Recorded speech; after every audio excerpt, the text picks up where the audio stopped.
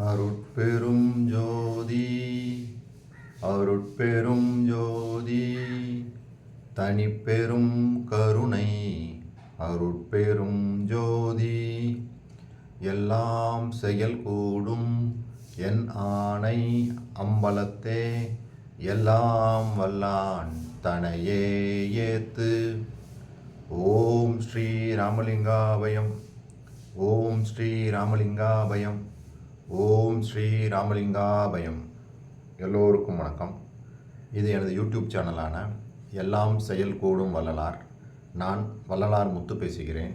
இன்றைய பதிவில் நாம் அருட்பெரும் ஜோதி அகவல் வரிகள் 597 610 வரை மொத்தம் 14 வரிகளுக்கான விளக்கமாக இருக்கப் போகிறது. முதலில் நான் வரிகளை படிக்கிறேன், பின்பு விளக்கத்தை பார்ப்போம். சத்தத் தலைவரை சாற்றும் அண்டங்களை அத்தகை வகுத்த அருட்பெரும் ஜோதி. நாதமாம் பிரம்மமும் நாத அண்டங்களும் ஆதரம் வகுத்த அருட்பெரும் ஜோதி.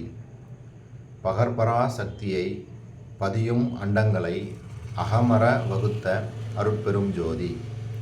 பரசிவபதியை பரசிவ அண்டங்களை அரசுர அமைத்த அருட்பெரும் ஜோதி.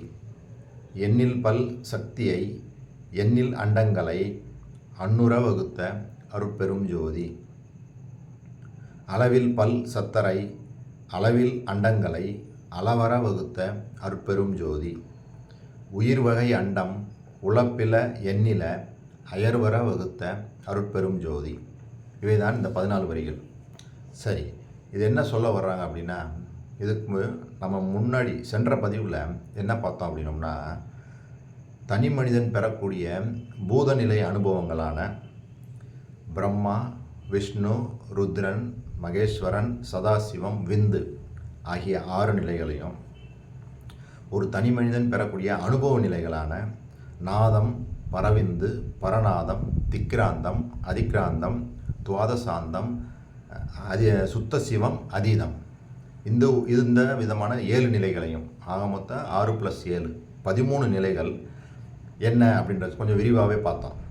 இங்கே என்ன சொல்கிறாங்கன்னா, இந்த பதிவில் இந்த 14 வரிகளில் என்ன சொல்கிறாங்க அப்படின்னா, சக்தி சத்தர்கள் நாதம், பிரம்மம், பராசக்தி, பரசிவம் போன்ற நிலைகளையும் அந்த நிலையில் விளங்கக்கூடிய அண்டங்களை பற்றியும் விரிவாக சொல்கிறாங்க.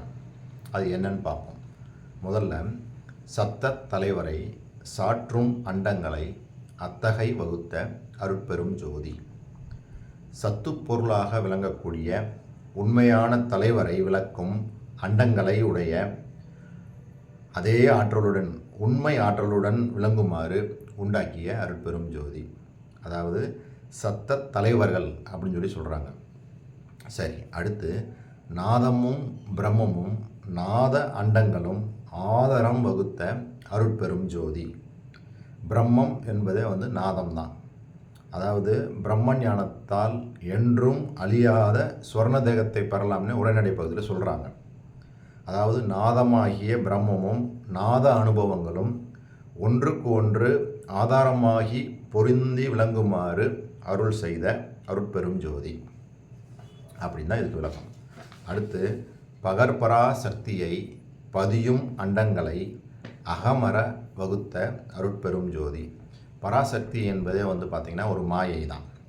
அந்த மாயை பதிந்து விலகக்கூடிய அத்தனை செயல்பாடுகளையும் அண்டங்களாக கண்டு அவை உள்ளத்திலே ஒட்டாது நீங்குமாறு அமைத்த அருட்பெரும் ஜோதி. இதுதான் இந்த 2 வரிகளுக்கான விளக்கம். அடுத்து பரசிவபதியை பரசிவ அண்டங்களை அரசுர அமைத்த அருட்பெரும் ஜோதி. பராசக்திக்கு அடுத்த நிலை பரசிவம். அதாவது மனம் பார்த்திங்கன்னா, அதாவது மாயை மனதை அடிமையாக வச்சு தான் செயல்படுது. போன வரிகளில் பார்த்தோம், பராசக்தினே மாயை. அந்த மாயை மனதை அடிமையாக கொண்டு தான் செயல்படுது. அந்த மனமே அற்ற நிலையில் தான் பரசிவபதியாகிய இறைவழி தோன்றுது அப்படின்னு சொல்லி சொல்கிறாங்க. அதாவது அந்நிலையில் இறைவழியும் இறை அனுபவமும் தன்னாட்சியுற வகுத்த அருட்பெரும் ஜோதி. சரி, அடுத்து எண்ணில் பல் சக்தியை எண்ணில் அண்டங்களை அன்னுற வகுத்த அருட்பெரும் ஜோதி. அதாவது பரசிவ நிலை கண்டோர் அடையும் சக்திகள் எண்ணில் அடங்காது. அவ்வாறு எண்ணில் அடங்காத ஆற்றலையும் அதனால் விளைந்த அனுபவங்களையும் விரைவாக அடையுமாறு வகுத்து கொடுத்த அருட்பெரும் ஜோதி அப்படின்னு தான் இந்த 2 வரிகளில் சொல்கிறாங்க. அடுத்து அளவில் பல் சத்தரை அளவில் அண்டங்களை அளவர வகுத்த அருட்பெரும் ஜோதி. போன 2 வரியில் என்ன பார்த்தோம்? சக்திகள் அப்படின்னா என்னன்னு சொல்லியிருந்தார். இங்கே வந்து சொல்கிறாரு சத்தர்கள். இந்த சத்தர்கள் அப்படின்றவங்கன்னா யார் அப்படின்னா சக்திகளை ஆட்டுவிப்போர் அல்லது அந்த சக்திகளை உடையவர்கள் தான் சத்தர்கள். அது நம்ம அப்படி தான் சொல்கிறாங்க. அப்போ இந்த சத்தர்கள் வந்து எண்ணில் அடங்காமல் இருக்காங்கம்மா. அதாவது சக்திகள் எண்ணில் அடங்காமல் இருக்குது. அதனால் அந்த சத்தர்களும் எண்ணில் அடங்காமல் இருக்கிறாங்க. அவர்களுடைய அனுபவ அண்டங்களும் அளவில்லாமல் இருக்குது. அதாவது சக்திகள் அளவில்லாமல் இருக்குது, சத்தர்களும் அளவில்லாமல் இருக்குது, அவர்கள் விளங்கக்கூடிய அந்த அண்டங்களும் அளவில்லாமல் இருக்குது. இவை எல்லாவற்றையும் அளவற்றதாக படைத்து கொடுத்த அருட்பெரும் ஜோதி அப்படின்னு தான் சொல்கிறாங்க. அதாவது அளவில் பல் சத்தரை அளவில் அண்டங்களை அளவர வகுத்த அருட்பெரும் ஜோதி. அதாவது சக்திகளும் அளவில்லாமல் இருக்குது, சத்தர்களும் அளவில்லாமல் இருக்குது, அவர்கள் விளங்கக்கூடிய அந்த அண்டங்களும் அளவில்லாமல் இருக்குது. இவற்றை எல்லாம் வகுத்து கொடுத்த அருட்பெரும் ஜோதி அப்படின்றாங்க. சரி, இதுக்கு சான்றா நடராஜபதி மாலையில் தெளிவாக அவர்கள் சத்தி சத்தர்கள் பலவிதமான அண்டங்களில் விளங்குறாங்க அப்படின்றது தெளிவாக பதிவு பண்ணியிருக்காங்க. அதை நான் படிக்கிறேன். அருள்நிலை விலங்கு சிற்றம்பலம் எனும் சிவ சுதாதீத வெளிநடுவிலே அண்ட பகிர் அண்ட கோடிகளும் சராசரம் அனைத்தும் அவை ஆக்கல் முதலாம் பொருள்நிலை சத்தரொடு சத்திகள் அனந்தமும் பொற்பொடு விளங்க ஓங்க புறப்புறம் அகப்புறம் புறம் அகம் இவற்றின் மேல் பூரணாகாரமாகி தெருள் நிறை சச்சிதானந்த கிரணாதிகள் சிறப்ப முதல் அந்தமின்றி திகழ்கின்ற மெய்ஞான சித்தி அனுபவ நிலை தெளிந்திட வயங்கு சுடரே. சுருள்நிலை குழலம்மை ஆனந்தவல்லி சிவ சுந்தரிக்கு இனிய துணையே சுத்த சிவ சன்மார்க்க நிதியே அருட்பெரும் ஜோதி நடராஜபதியே. அப்புறம் இன்னொரு பாடலில் என்ன சொல்கிறாங்க?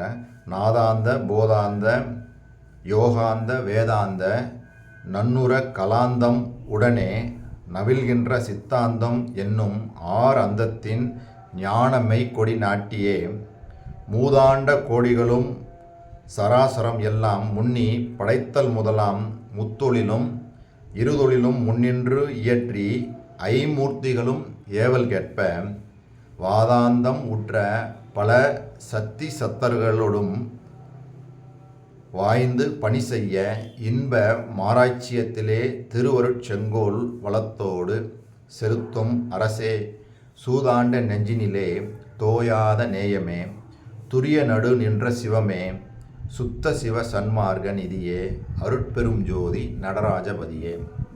இங்கே பாருங்கள், தெளிவாக சொல்கிறாங்க. சக்திகளோடு சத்தர், அதாவது என்ன சொல்கிறாங்கன்னா மூதாண்ட கோடிகளோடு சராசரம் எல்லாம் முன்னி படைத்தல் முதலாம் முத்தொழிலும் இருதொழிலும் முன்னின்று இயற்றி ஐமூர்த்திகளும் ஏவல் கேட்ப. அந்த ஐமூர்த்திகள்ன்றது யார் சொல்கிறாங்க? பிரம்மா விஷ்ணு ருத்ரன் மகேஸ்வரன் சதாசிவன்.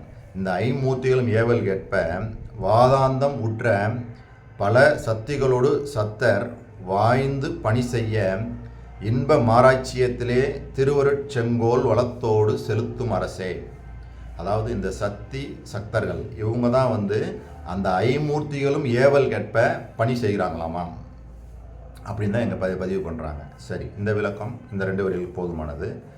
கடைசியாக உள்ள 2 வரிகள். உயிர் வகை அண்டம் உழப்பில எண்ணில அயர்வர வகுத்த அருட்பெரும் ஜோதி. கடைசியான சொல்கிறாரு, உயிர் வகையோ அனந்தம், அவைகளுக்கு உரிய அண்டங்களோ குறைவில்லாமல் எண்ணில் அடங்காமல் இருக்குது அப்படின்னு சொல்கிறாங்க.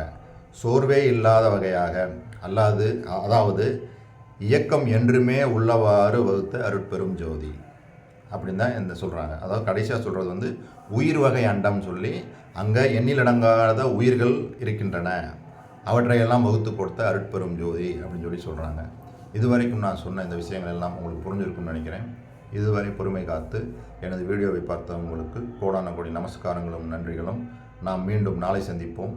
அருட்பெரும் ஜோதி, அருட்பெரும் ஜோதி, தனிப்பெரும் கருணை, அருட்பெரும் ஜோதி.